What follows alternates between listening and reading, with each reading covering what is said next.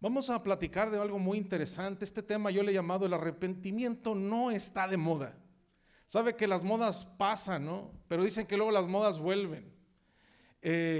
La moda es la tendencia que hay entre las personas de portarse de una forma, de hablar de una forma, de vestirse de una forma, de hacer ciertas cosas. Y es una tendencia de las personas y por lo general las generaciones tienen estas tendencias de moda. Si usted agarra una foto de su papá cuando era joven, va a haber una moda. Yo veía la foto de mis papás cuando estaban solteros o cuando estaban jóvenes, andaban novios, traían unos pantalones con unas campanas, así como que una campana así en los pantalones. Y uno decía, ¿qué moda es esa, no? Y luego de repente, pues mis hijas ven las modas de nosotros y dicen, pues, ¿qué es eso, papá? Y todos vamos hacia atrás diciendo, oye, pues es que eso es estar en onda, ¿no? Sí, estamos muy bien. Y era lo bueno, lo que se usaba en ese tiempo. Pero cada tendencia tiene algo. Hay una cosa bien interesante en cuanto a lo que yo veo que está pasando con las iglesias y lo que está pasando con las vidas. La palabra arrepentimiento pasó de moda, ya no es actual. El hablar de un arrepentimiento en ningún término, en hablar en el término cristiano, que es lo más importante, no está de moda en las iglesias. No es que sea una moda solo por hacerlo, sino que ya no se habla de eso. Cuando algo está de moda es cuando algo se está hablando constantemente, ¿no? Esto es lo que está de moda ahorita, ese es el tema de moda, esta es la forma de actuar de moda. Eso es lo que pasa. Y yo veo que hay ciertas cosas en la iglesia que han dejado de existir. En muchas iglesias y en muchas personas ha dejado de existir ciertas cosas. Pero mire, vamos a Mateo capítulo 3, versículo 1 y 2. Póngase de pie para que lo leamos todos juntos. Mateo, el Evangelio de Mateo, capítulo 3, versículo 1 al 3. Yo voy a leer el versículo 1, por favor usted lea el 2 y juntos leemos el 3 todos en voz alta. Dice, en aquellos días vino Juan el Bautista predicando en el desierto de Judea.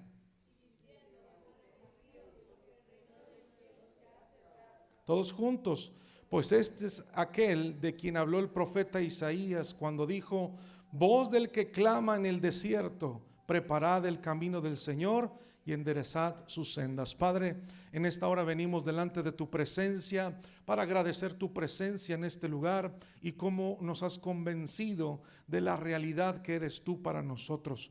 Hoy te pedimos, Señor, ya que te hemos hablado a través de la adoración, te pedimos que seas tú quien nos hable a través del mensaje. Que seas tú quien predique y quien lleve este mensaje a los corazones. Te doy gracias por esta oportunidad maravillosa. En el nombre precioso de Jesús, todo lo ponemos en tus manos. Amén. Tome su lugar, mis hermanos. Cuando empieza el ministerio de Juan el Bautista, él empezó predicando un mensaje fuerte, claro y audible. Su mensaje fue el arrepentimiento. Usted lo está viendo ahí cuando dice, en aquellos días vino Juan el Bautista predicando en el desierto de Judea, diciendo que arrepentíos, porque el reino de los cielos se ha acercado. Este es el mensaje con el que se empezó el evangelio. Fue Juan el Bautista el que fue llamado a preparar el camino del Señor. Él fue enviado primero para preparar los corazones para que Cristo viniera, para que Cristo empezara su ministerio. Su mensaje fue claro y fue contundente: arrepiéntete, arrepiéntete. Es un mensaje que preparó los corazones para que Cristo llegara. Y una de las cosas que tenemos que entender es cómo Juan empieza su ministerio de la forma queriendo restaurar cómo se perdió la salvación del hombre. Porque cuando Adán y Eva pecaron, no hubo arrepentimiento de parte de ellos. Nunca hubo una seña de que se hayan arrepentido. Cuando ellos pecan, ya lo hemos platicado aquí en otras ocasiones, Dios le dice, ¿qué hiciste?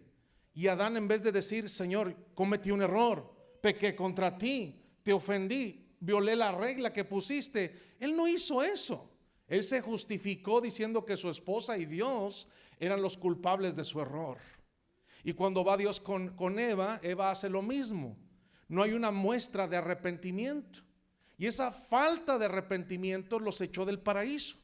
Si ellos se hubieran arrepentido de su único pecado que habían hecho, Dios los hubiera perdonado y hubieran permanecido en el huerto del Edén. Pero no hubo arrepentimiento.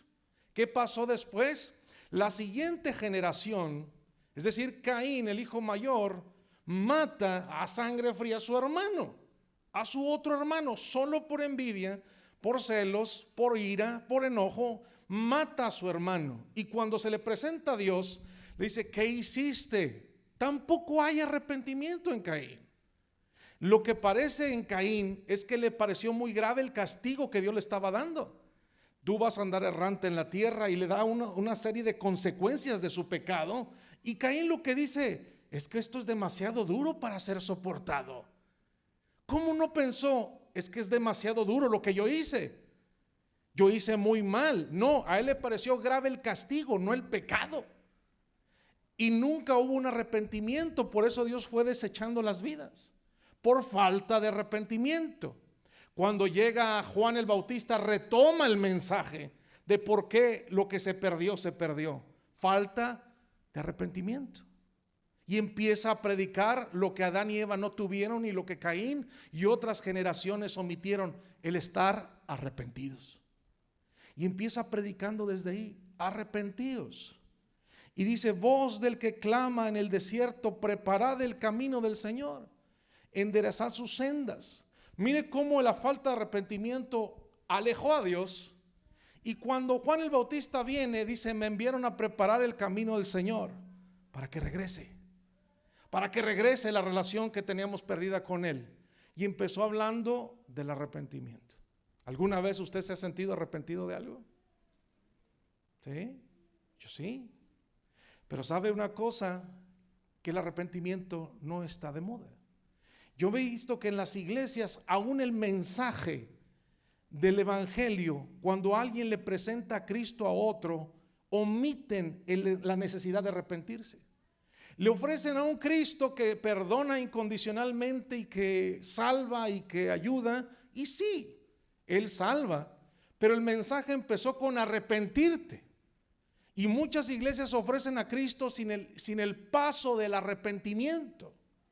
Cristo no llega, porque el arrepentimiento es el que le prepara el camino al Señor. Cristo no llega si no hay un arrepentimiento. ¿Sí me entiende? Dígame. Ese es lo que prepara el camino. Si usted predica a Cristo y no habla del pecado, y no habla a la gente de la necesidad de arrepentir de sus pecados, por más bonito que se oiga, Cristo no llega. Lo que prepara el camino es el arrepentimiento, el dolor por el pecado, el haberme sentido mal de haber ofendido a Dios. Cuando yo le hablo a la gente y les presento el plan de salvación, yo les soy muy enfático. Los que están aquí, que han aceptado a Cristo conmigo, yo les explico lo que es pecado. Esto es pecado según la Biblia. Y aquí dice la Biblia: el adulterio, las maldiciones, las mentiras, la fornicación, el robo, la borrachera, toda esa lista bonita que viene en Gálatas y que viene en Corintios, se las explico. Les digo: ¿sí entiende esto? La hechicería, todas esas cosas, las envidias, los celos, lo que viene en la Biblia que es pecado. Y dice: los que practican estas cosas no pueden entrar al reino de los cielos. Pero Pablo le dice a Corintio: esto eras algunos, mas ya habéis sido lavados, ya habéis sido santificados por la sangre de Cristo y nuestro Dios. Pero él empieza a hablar de pecado y les empieza a decir: los que practican estas cosas no pueden entrar al reino de los cielos. Y cuando le hablo a la gente de aceptar a Cristo, les explico qué es pecado y les digo: necesitas entender que has ofendido a Dios y necesitas arrepentirte de eso. Y el arrepentimiento es un dolor, una tristeza por algo que uno hizo, que viene acompañado de un deseo de no volverlo a hacer. Yo no sé, pero a veces uno aprende a la mala ciertas cosas. Cuando uno es pequeño, le llama la atención las cosas más peligrosas. No mide las consecuencias. Si ve un bebé, una llama de fuego, le va a parecer bonita y hasta atractiva, curiosa cómo baila entre el aire y el fuego. Y si nunca no sabe lo que es eso, va a intentar tocar, y ese hecho le va a traer arrepentimiento. Va a decir: entiendo que por más bonito que se ve, no lo debo tocar porque me va a doler, me va a quemar. Eso es el arrepentimiento, haber entendido que mi acción me trajo un dolor, me trajo una consecuencia y la decisión de no volverlo a hacer. Ahora, el arrepentimiento se parece al miedo mucho. Yo he hablado con personas que han hecho cosas muy tremendas y están llorando. Es que hice esto y no debía hacerlo, pero parece que están arrepentidos. Pero en realidad tienen miedo.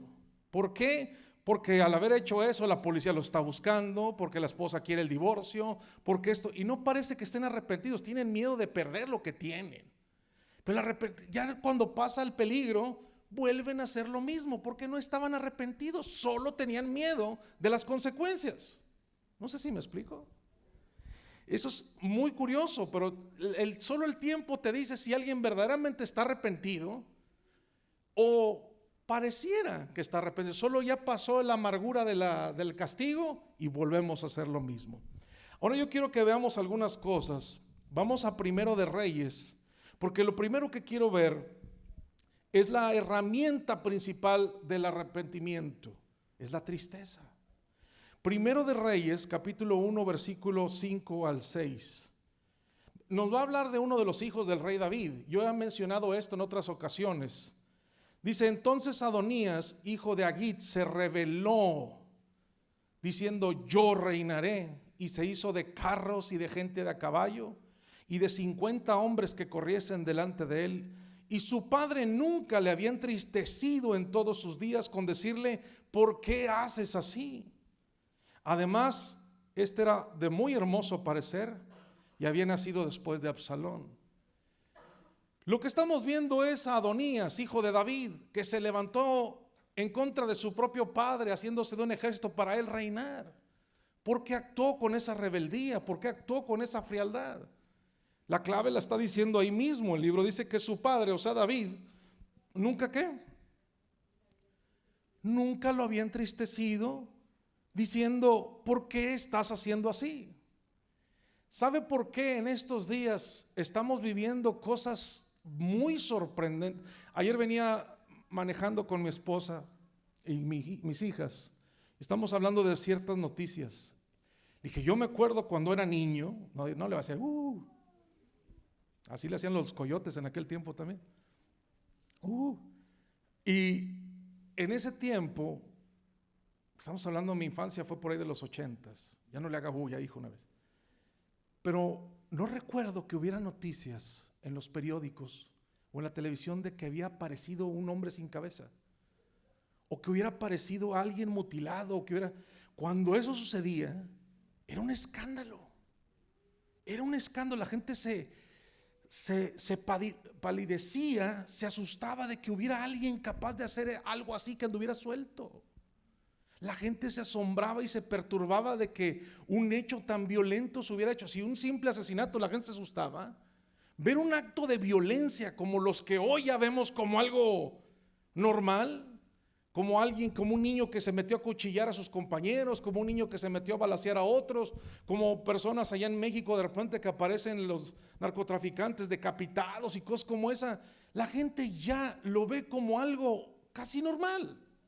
No nos asusta, no nos asombra saber que ya pasó esto. En ese tiempo la gente se asustaba tremendamente de ver que algo así podía pasar.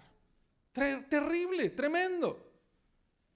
¿Por qué pasa esto? La clave está aquí. El rey David tuvo a Adonías y la Biblia dice que él nunca lo entristeció, cuestionándole por qué hacía así.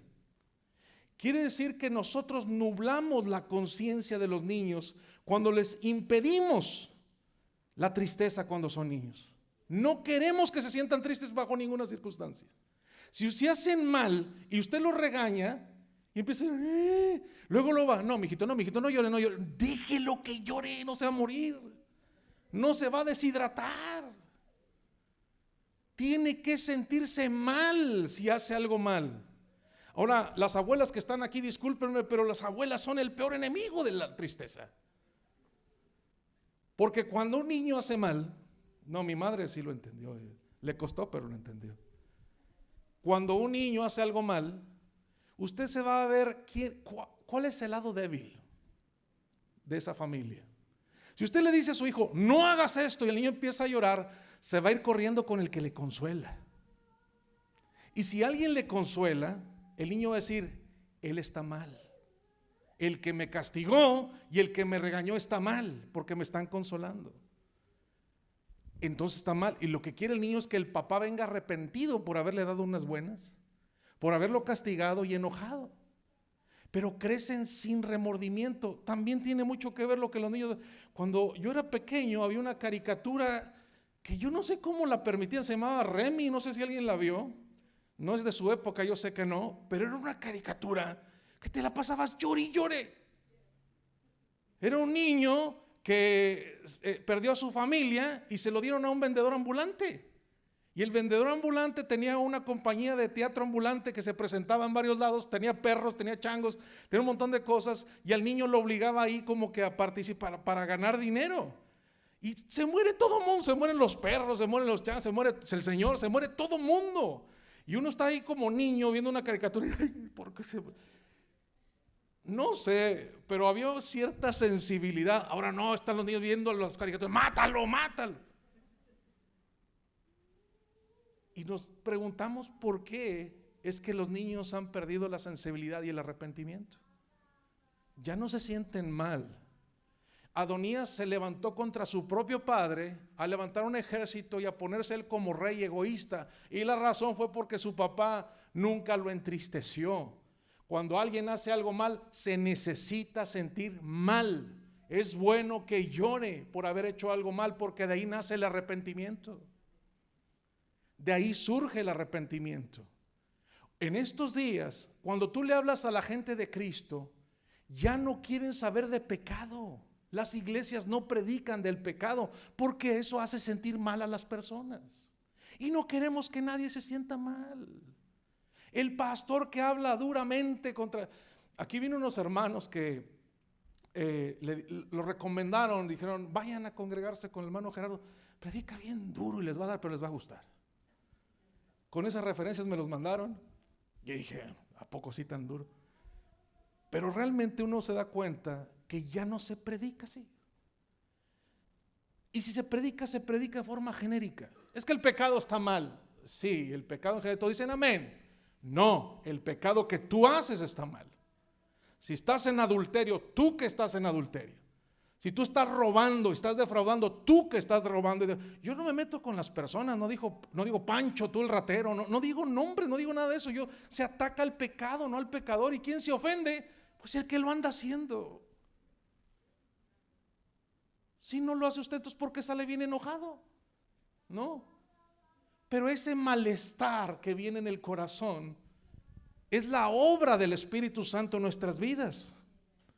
Mire lo que dice 2 Corintios 7 al 10, porque la tristeza que es según Dios produce, ¿qué dice? Arrepentimiento para salvación. De que no hay de qué arrepentirse, pero la tristeza del mundo produce muerte. La tristeza que es según Dios produce arrepentimiento. Por eso es importante que el sentimiento de la tristeza esté bien dirigido por las cosas por las que la gente se tiene que sentir triste. Si hiciste mal, te tienes que sentir mal por haber hecho mal. No puedes disfrutar hacer algo malo. Te tienes que sentir incómodo. David nunca le dijo, ¿por qué haces esto? A veces los niños vienen con cosas que no son suyos y los papás no dicen nada. No le pregunten, ¿de dónde sacaste eso? Los dejan que crezcan como ladrones sin ningún sentimiento de culpa. Aún a veces los papás son los que enseñan a los hijos. Le dicen, papá, ahí te habla un señor afuera, dile que qué.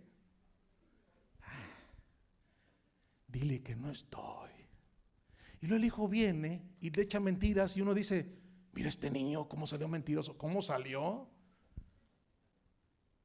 Tú lo enseñaste a mentir y ahora te enojas porque te miente a ti.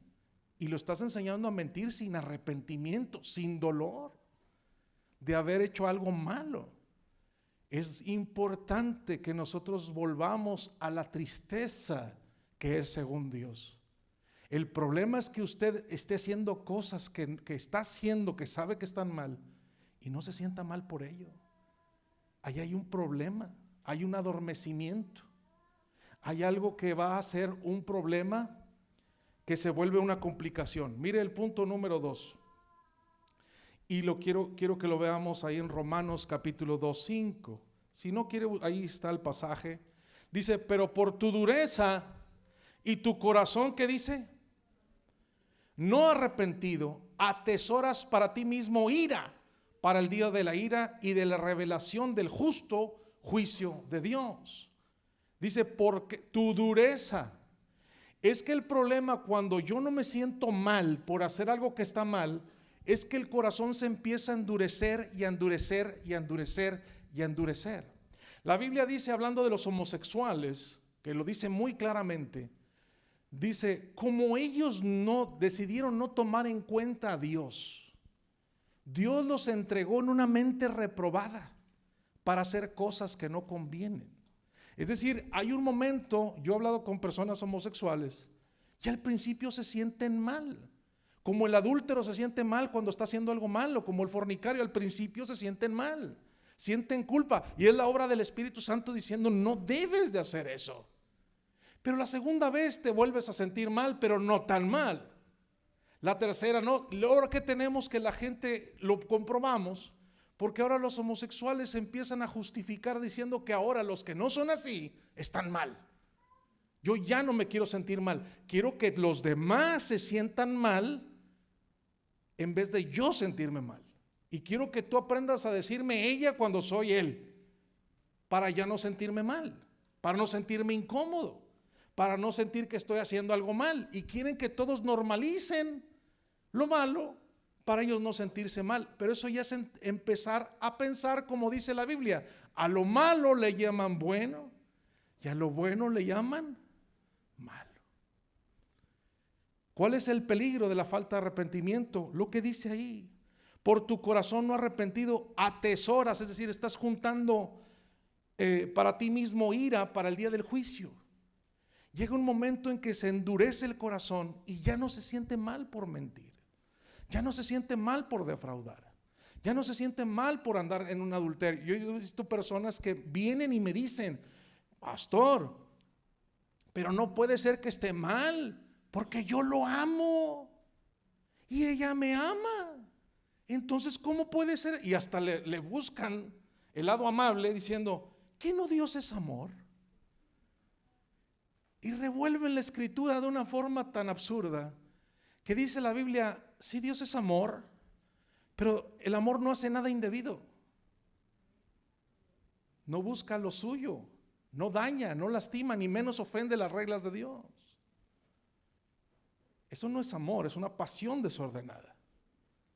Y tiene uno que entender que el problema de esto no es que uno peque, sino que uno normaliza el pecado, porque ya no se va a sentir mal. Y al momento de no sentirse mal, el corazón se empieza a ser duro, duro, duro, duro, hasta el punto en que ya no logra oír al Espíritu Santo diciéndole, estás mal. Y eso le pasa a muchos cristianos también, no le pasa solamente a la gente de afuera. Hay gente que normaliza su propio pecado, se acostumbra a él, el corazón se endurece y ya no entiende, ya no se siente mal. Ya el Espíritu Santo se hace un lado y es muy, muy peligroso cuando llega uno al punto de que el corazón ya se endureció y que la mente ya es una mente reprobada, ya no entiende. Ya le vas a decir con muchas formas y no lo va a entender. ¿Por qué las iglesias? Hay muchas iglesias ahora que tienen miles de miembros. ¿Y sabe cuál es la clave? Si usted quiere tener una iglesia de 5,000 miembros, no hable del pecado. Y va a tener así de gente. ¿Quiere tener mucha congregación? Mire, yo le voy a decir la clave. Levante su cartera en alto, que Dios la va a llenar. Aleluya, ¿a poco no? ¿No le gusta ese mensaje? Sí. Pero primero ofréndele al pastor el carro que trae, porque pobrecito. No, pues así son. Y dile al de la derecha, Dios te bendiga, y dile a la izquierda, Dios te bendiga, y no se te olvide ofrendar. Y no se te olvide esto. Y cosas románticas que no te llevan a una transformación, sino a sentirte bien como tú eres. Soy enemigo de eso. Escuché, yo lo he dicho, hay personas que llega a escuchar que dicen, bienvenidos a la iglesia, Porque la iglesia es un lugar con personas llenas de defectos. Así que tú estás lleno de defectos, bienvenido, aquí todos estamos llenos de defectos. Sí, estoy de acuerdo con eso, pero es un mensaje incompleto. Si tú tienes defectos, si tú tienes problemas, si tú tienes asuntos que no puedes cambiar, bienvenido. Todos tenemos eso, pero queremos ser mejores. Estamos aquí porque somos personas llenas de defectos que queremos ser mejores. No nos aceptamos así. Venimos porque creemos en la obra transformadora de Cristo. Yo les dije hace tiempo que había visto un letrero que me gustó, que decía afuera de la iglesia: si tú eres feo y pecador, ven, aquí te ayudamos con lo segundo. Si lo primero ya no podemos hacer nada, ¿no? Si es feo, pues nada más sonría, dice la Biblia que la sonrisa hermosa, el corazón alegre hermosea el rostro. Pues de perdido sonría si es feo, pero con el pecado sí podemos ayudar porque Cristo lo trabaja, lo trata, lo transforma, lo vence. Pero no llega a Cristo si no hay arrepentimiento. Ese fue el mensaje de Juan. El corazón endurecido hace que el Señor se aparte, como lo hizo con Adán, como lo hizo con Eva, como lo hizo con Saúl. Llegó un momento en que Saúl, habiendo sido elegido por Dios, su corazón se endureció y le dijo a Samuel: no, yo he cumplido la voz de Jehová tu Dios y he hecho tal como él me dijo. Y entonces, ¿qué balido de ovejas escucho? Supone que no te habías traído nada de eso. Si obedeciste, ¿cuál es el ruido que escucho? Y hay gente que dice: hermano, yo obedezco a Dios. Entonces, ¿qué es el escándalo que se oye en tu vida? Hay un desorden en tu vida, no hay paz, no hay gozo, tu vida no está cambiando y ese es el ruido del desorden del pecado. Y la Biblia dice que hay un punto donde Él se endurece y Dios decide desecharlo. Le sorprendería saber cuántos cristianos en las iglesias están muertos en vida porque su corazón ya se endureció. Ya se endureció. Y es el arrepentimiento. Yo discutía con un calvinista que me decía que la salvación no se pierde. Yo le decía: claro que se pierde. No se puede perder. Dice, me dijo así, y no es la primera persona que me lo dice de esa forma: ¿a los cuántos pecados Dios te quita la salvación? Le dije: tienes tremenda ignorancia bíblica, porque no es la cantidad de pecados, es la actitud que tú tomas cuando pecas. ¿Cuántos pecados se necesitaron para que Adán y Eva fueran echados del paraíso? ¿Cuántos? ¿Cuál fue el problema? Fue un pecado sin arrepentimiento. Dios los hubiera perdonado. ¿Cuántos pecados se necesitan para que yo pierda salvación? Con uno es suficiente, si es que no lo enfrento correctamente, si no lo reconozco, si no lo ataco, si no lo entiendo, si lo normalizo como Adán lo hizo. Dijo: es que es tu culpa, porque yo estaba bien a gusto, tú que me diste a la mujer. Ahí fue el desastre. Culpó a Dios y a la mujer, en vez de decir: Señor, tú me pusiste a cargo y lo hice mal, perdóname, dame una oportunidad. Dios se la da, pero no hay dolor. ¿Por qué las iglesias siguen así, sin cambiar? ¿Por qué no hay avivamiento en las iglesias? ¿Por qué las almas no se convierten en las iglesias? ¿Por qué las vidas, por qué el Espíritu Santo no cae en las iglesias? Porque están endurecidos, porque hicieron a un lado a Cristo, ya no se sienten mal por lo que son, lo que hacen. Ya normalizaron sus vidas. Los avivamientos, un día me invitó un pastor a predicar sobre avivamiento. Le dije: ¿seguro? Sí. Quiero que hable de este pasaje bíblico para que hable del avivamiento. Perfecto. Pero ¿puedo hablar yo? Sí, usted hable como usted. Pero quiero que hable del avivamiento. Yo hablo del avivamiento, usted no se preocupe por eso. Y hablamos sobre el tiempo de Zorobabel, cuando querían reconstruir el templo y ese quería que fuera el avivamiento. Y yo predicaba en ese día: el avivamiento no empieza cuando las personas que no son cristianas se convierten. El avivamiento empieza cuando el pueblo de Dios se vuelve a su Dios en arrepentimiento. Cuando la iglesia vuelve a estar en las manos de Dios. Cuando la iglesia deja de pecar para meterse en santidad, ahí hay avivamiento y como consecuencia las almas vienen. queremos avivamiento y están esperando a ver qué hacen los de afuera. No, el avivamiento empieza por la casa de Dios. No es cuando se arrepienten los pecadores de afuera, es cuando se arrepienten los pecadores de adentro. Es cuando el Espíritu Santo empieza a tomar el lugar de la iglesia, empieza a tomar el poder de la iglesia y empieza a usar a la iglesia para alcanzar almas de afuera, porque el corazón está noble, está sensible. Estaba Josías, el rey, y cuando escuchó la ley por primera vez rasgó sus vestidos y dijo: hemos pecado contra Dios. Y Dios le dijo: por cuanto has enternecido tu corazón, no va a ser nada de esto en tus días. Y Dios le levantó como un reformador en su tiempo, un rey jovencito que tenía un corazón muy tierno ante la voz de Dios. Pero a veces nosotros nos dicen y nos oímos y nos estiran las orejas y Dios nos manda mensajes y salimos como si nada, sin ningún dolor por lo que hacemos, que estamos haciendo mal. Ahora, el punto número 3 es ver el lado contrario. ¿Qué son los beneficios del arrepentimiento? Mateo 21, 28 dice algo muy importante que tiene que analizarlo conmigo. Búsquelo por favor ahí en su Biblia, ya que no lo tengo aquí en la presentación, pero usted lo puede ver ahí en su Biblia. Mateo 21, 28 al 31. Jesús dice: ¿pero qué os parece? Un hombre tenía 2 hijos. Y acercándose el primero le dijo: hijo, ve hoy a trabajar en mi viña. Y respondió él, dijo: no quiero. Pero después dice: arrepentido fue. Y acercándose al otro le dijo de la misma manera. Y respondiendo él dijo: sí, Señor, voy. Y no fue. ¿Cuál de los 2 hizo la voluntad de su padre? Dijeron ellos: el primero. Jesús les dijo: de cierto os digo que los publicanos y las rameras van delante de vosotros en el reino de Dios. Y lo que él estaba diciendo ahí, ¿cuál hizo la voluntad de Dios? ¿El que dijo no o el que dijo sí? Y ellos dijeron: no, pues el que dijo que no, pero estaba arrepentido de lo que hizo. El arrepentimiento permite que Dios siga trabajando con tu vida.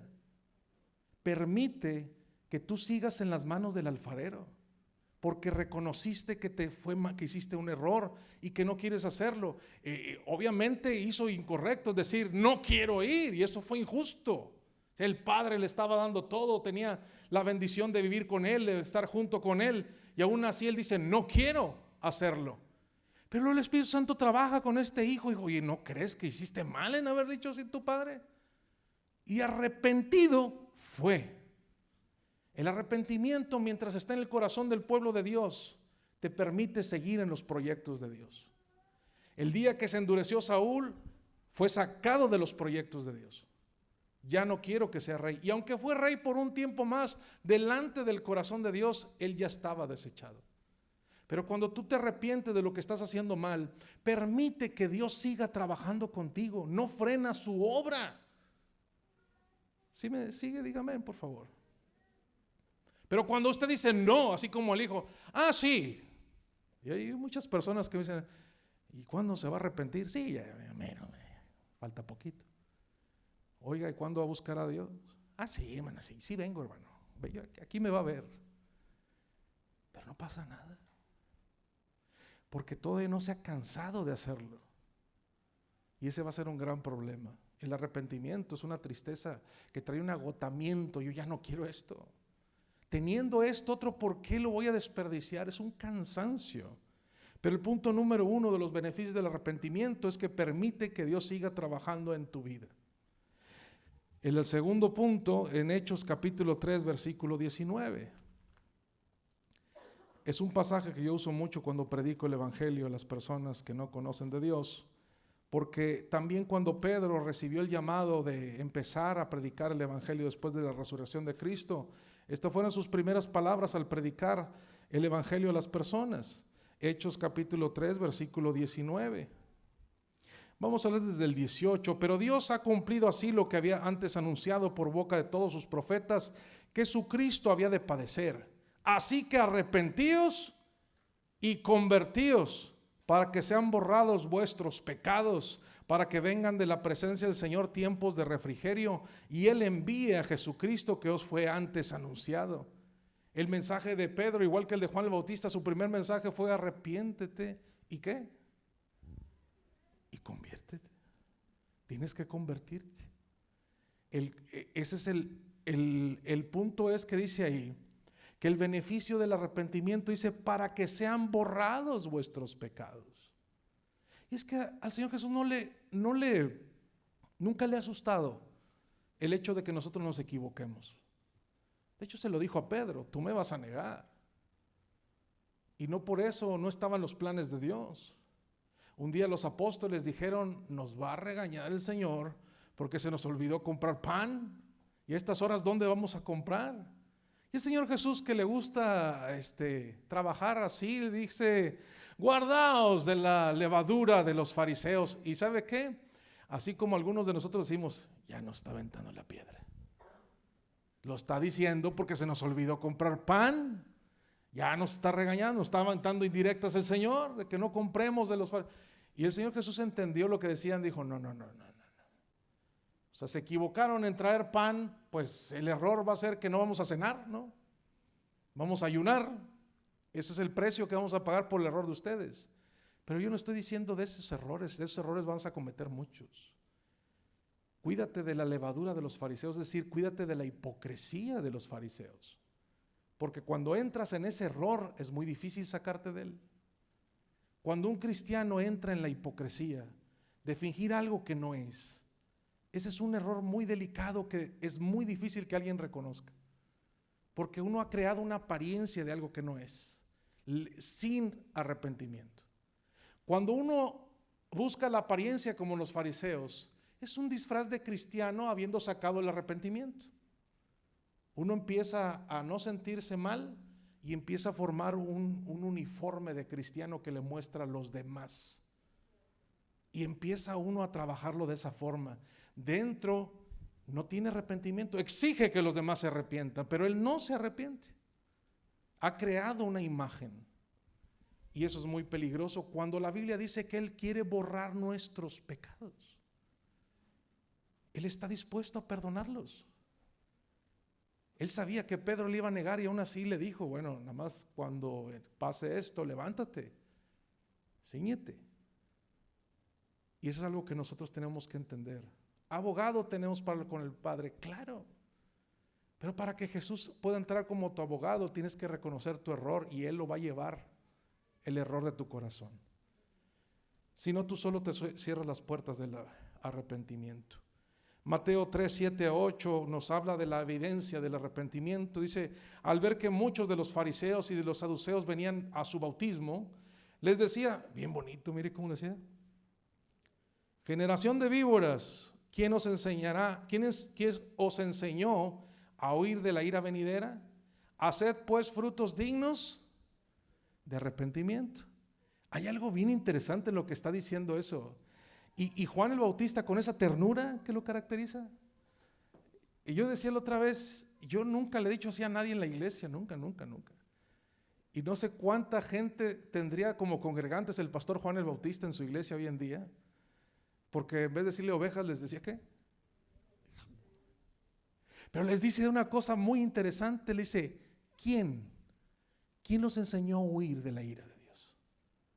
¿Cómo te puedes escapar de las consecuencias de un pecado? ¿Quién te enseñó a huir de la ira venidera de Dios?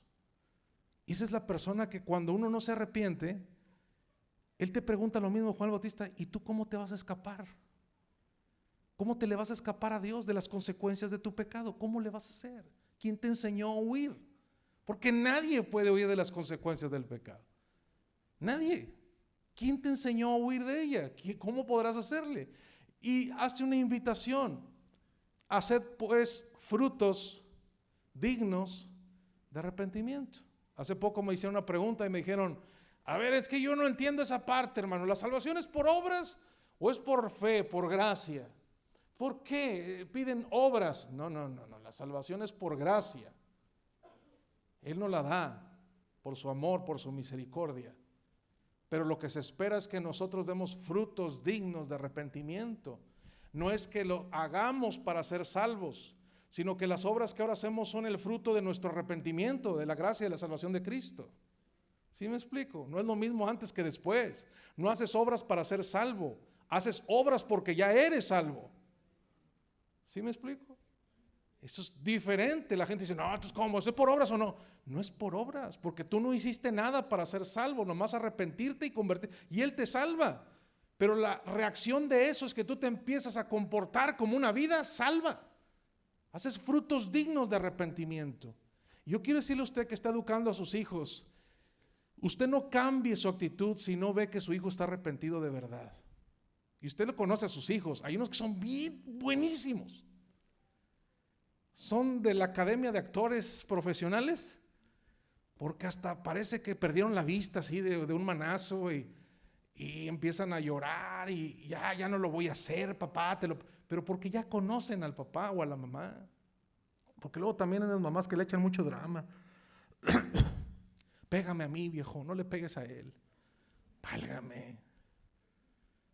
Lo vas a matar. ¿Cómo que lo vas a matar? Pues ¿cómo lo está golpeando? No lo dejes en la esquina en detención tanto tiempo, son 15 minutos, el niño no se va a morir. No le quite su videojuego, pobrecito, ¿qué va a hacer luego con su vida? No, tiene que entender que se tiene que sentir mal y que tiene que haber un fruto de su arrepentimiento. Está cambiando, se arrepintió. Si no está cambiando, está jugando con usted. Usted sea más listo y dése cuenta, usted conoce a sus hijos si realmente están arrepentidos o no. Pero trate y trabaje con sus hijos sobre la tristeza y el arrepentimiento, porque después usted no le da armas a Dios para que trabaje con sus hijos y empiezan a crecer sin una conciencia de su pecado y empiezan a trabajar con sus gente a su alrededor de su misma generación sin ninguna conciencia, hacen cosas sin que les duela. Y cada generación nos damos cuenta que cada vez está mal, y Cristo lo profetizó. Por causa de la maldad, el amor de muchos se va a enfriar, hablando de unas consecuencias como esas. Yo quiero invitarle a usted que pueda analizar el estado de su corazón. ¿Tiene usted un corazón noble? Es decir, ¿todavía se siente mal cuando hace algo mal? ¿Se está endureciendo su corazón? Es decir, cosas que ya Dios había perdonado, ¿usted sigue haciéndolas sin remordimiento? Porque ese es un camino muy peligroso. Lo que Dios quiere es que nos volvamos a Él. Y el arrepentimiento abre el camino para que Cristo venga y nos saque del pozo. Nos pide ayuda. No, nosotros le pedimos ayuda a Él. Abrimos el corazón arrepentido y Él perdona, Él cambia, Él transforma. Siempre que haya la humildad necesaria y suficiente para reconocer que uno hizo mal. Y Él va a estar ahí. Si no fuera así, nadie llegaría al reino de los cielos. Nadie. Aún el Espíritu Santo y su bautismo no pide perfección. Dice, ¿quién no le pide un pan a su padre y se lo da? Y ese es Dios. Es que Dios no me da el Espíritu Santo porque yo soy malo. Ya sabe que eres malo, por eso lo necesitas. Por eso necesitas al Espíritu Santo. Pero el mensaje del arrepentimiento ha pasado de moda. Por eso las iglesias están caminando cada vez más en un socialismo, en algo nomás para estar en sociales, para convivir, para compartir, para fiestas, para ganar dinero, para ser amigos, nada más. Pero lo que Cristo levantó la iglesia es para el arrepentimiento, para levantar vidas salvas. En una iglesia lo que se busca es que la gente sea salva. No venimos a entretener a las personas, venimos a mostrarles el camino de una vida mejor y de una eternidad en el cielo. Y si usted saca del arrepentimiento de esa ecuación, usted solamente tendrá un club social a su alrededor. No importa que se enojen. Yo recuerdo que decía, con esto termino, uno de los hermanos que guiaron en un avivamiento tremendo, creo que aquí en este país, Charles Finney, predicaba en su iglesia y decía con mucho ardor y con el fuego del Espíritu Santo, decía, iglesia, no seas hipócrita, arrepiéntete de tus pecados. Y decía, yo sé que están enojados conmigo por lo que le estoy diciendo, Pero ustedes que piensan que están subiendo al cielo, no saben que están parados sobre las mismas puertas del infierno. Y dice que la gente se agarraba de las columnas porque sentía que se estaban cayendo. Y decía él también, yo sé que están enojados por lo que estoy predicando y que están diciendo que no van a volver. Pero sé que en el servicio de la tarde estarán aquí porque saben que tengo la razón. Y sí, la gente se iba muy enojada, pero regresaba entendiendo, es verdad. ¿Por qué me enojo si es verdad? No soy lo que debería ser, mi corazón se está endureciendo y Dios quiere que yo sea sensible a su voz, a su llamado. Así que póngase de pie en esta hora y yo le quiero invitar a que en esta mañana usted analice su corazón y pregúntese si su corazón no se estará endureciendo por la práctica constante de las cosas que usted ya ve como normales. Nunca vea normal lo que está mal. Llámele pecado lo que es pecado. No saquemos el arrepentimiento de la ecuación porque es lo que nos hará siempre estar en el camino de Dios. Siempre nos dará una oportunidad. Por más defectuosos que tengamos y más debilidades, el arrepentimiento es el factor primordial para que sigamos en los proyectos de Dios. Cierre sus ojos unos momentos y vamos a orar. Y Dios te está llamando a ti. Si tú sientes que tu corazón de pronto se ha endurecido, este es el momento, mientras puedas sentir que el Espíritu Santo te llama, mientras sientes culpa, mientras el Espíritu Santo va a tu lugar y te hace sentir que estás mal, respóndele, humíllate delante de Dios y Él te va a levantar y Él va a glorificar su nombre en ti y te va a dar victoria sobre todas las cosas con las que tú no puedes vencer. Solo necesitas reconocer, arrepentirte y entregar a Cristo tu vida y Él tendrá el control de tu corazón.